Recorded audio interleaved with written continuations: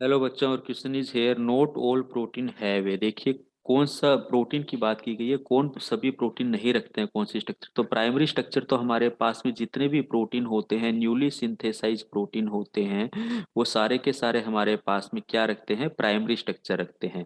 तो ये कंसेप्ट तो बिल्कुल सही है, और ये बिल्कुल लीनियर स्ट्रक्चर होती है हमारे पास में, ठीक है, एमिनो एसिड्स की। ठीक है, अब हम बात करें सेकेंडरी स्ट्रक्चर की, बात करें तो ऑलमोस्ट हमें ये भी स्ट्रक्चर देखने को मिलती है स्पाइरल फॉर्म के अंदर या जिगजैग फॉर्म के अंदर। टर्सरी स्ट्रक्चर तो हमें एंजाइम्स की देखने को ही मिलती है जब प्रोटीन नॉर्मली अपनी एक्टिव स्टेज के अंदर होता है। तो ये लगभग हमें सभी के अंदर देखने को मिलती है। हमारा प्राइमरी प्रोटीन या तो सेकेंडरी में बदल जाएगा या टर्सरी में बदल जाएगा, ठीक है। और हम अगर क्वाटरनरी प्रोटीन की बात करें तो इसके अंदर क्या होता है, दो पॉलीपेप्टाइड चेन या more than two polypeptide chain. देखिए टू या more than two polypeptide chain होती हैं इनके पास, और ऐसा हर हमें प्रोटीन के पास में नहीं देखने को मिलेगा। एवरी प्रोटीन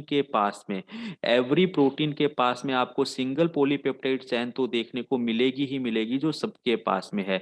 और ये कॉमन बात है primary, secondary and tertiary protein की। लेकिन क्वाटरनरी प्रोटीन के पास में कॉमन नहीं है, इसके पास मिनिमम टू या more than two polypeptide chain होनी चाहिए। जैसे अगर टू का एग्जांपल दूं तो मेरे पास में यहाँ पे इंसुलिन निकलता है, हार्मोन जो हमारा है। और मोर देन टू यानी कि फोर पॉलीपेप्टाइड चेन का एग्जांपल हीमोग्लोबिन है, जो ग्लोबिन प्रोटीन होता है। इंसुलिन में ये दोनों पॉलीपेप्टाइड चेन डाइसल्फाइड बॉन्ड के द्वारा आपस में जुड़ी रहती है। तो क्वाटरनरी स्ट्रक्चर एवरी प्रोटीन में नहीं होती। ये हमारा क्या है, राइट ऑप्शन यहाँ पे बैठता है, option D is the correct answer. Okay, thank you.